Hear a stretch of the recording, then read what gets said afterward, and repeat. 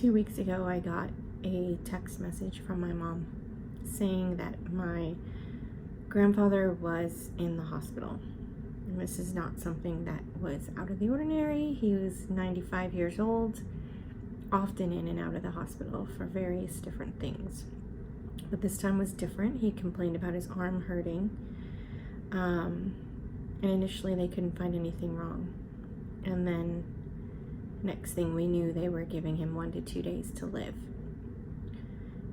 It turned out he had a flesh-eating bacteria in his system, and he was going septic. So I flew back to my family as quick as I could, but I didn't make it before he passed.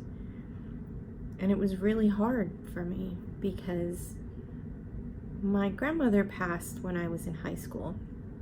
My great-grandmother passed after that. I think I was in college when she passed. And in both their cases, while I wasn't there to say goodbye to them before they passed, they came to me almost immediately in the spirit world after their passing. So it was really comforting to have that ability to say what I needed to say to them after their passing. But in the case of my grandfather, I really wanted to be there before he passed, just so I could hopefully tell him what an easy transition it would be, what a wonderful place he was going to, what a great life he had lived, and that there was nothing to fear. But he went on his own accord, and it was actually, given the terrible circumstances, he passed away within hours of the doctor saying he had 1 to 2 days in his sleep peacefully. And I was sad that I didn't get to say goodbye to him.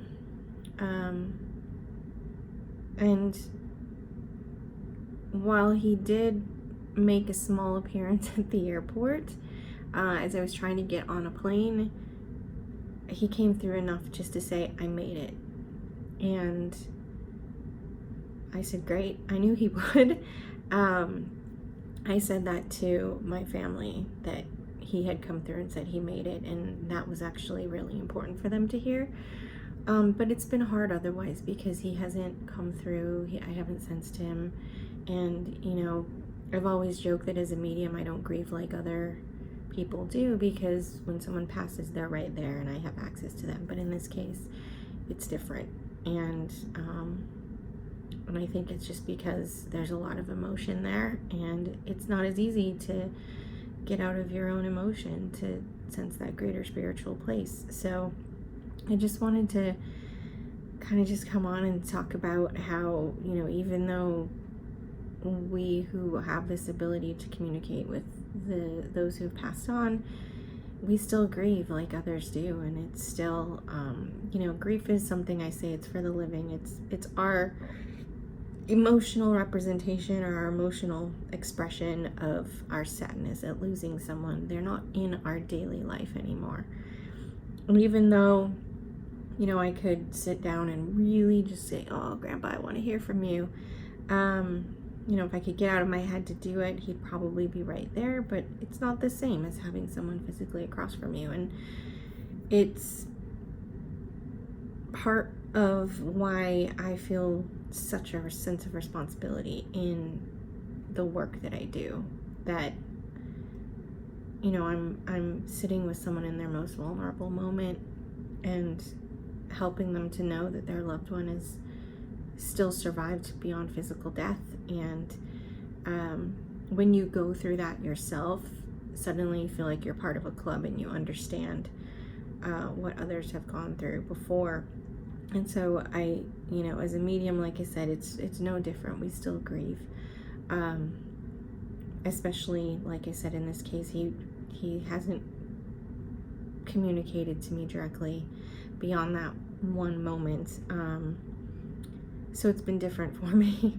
But, you know, it brings in perspective how important it is that we make the connections with those we love in this life. That there's no amount of anger or hate that should keep us separate from those who are our family, who ultimately we're gonna miss when they're gone. I'm reminded that with him there were no missed opportunities. I got to see a lot of him before he passed. We used to go and play bingo together. And despite being 95, that man could move. He was fast. I had a hard time keeping up with him. And it's hard when somebody who you believe is going to make it to 100 suddenly, just out of nowhere, they're gone in the blink of an eye.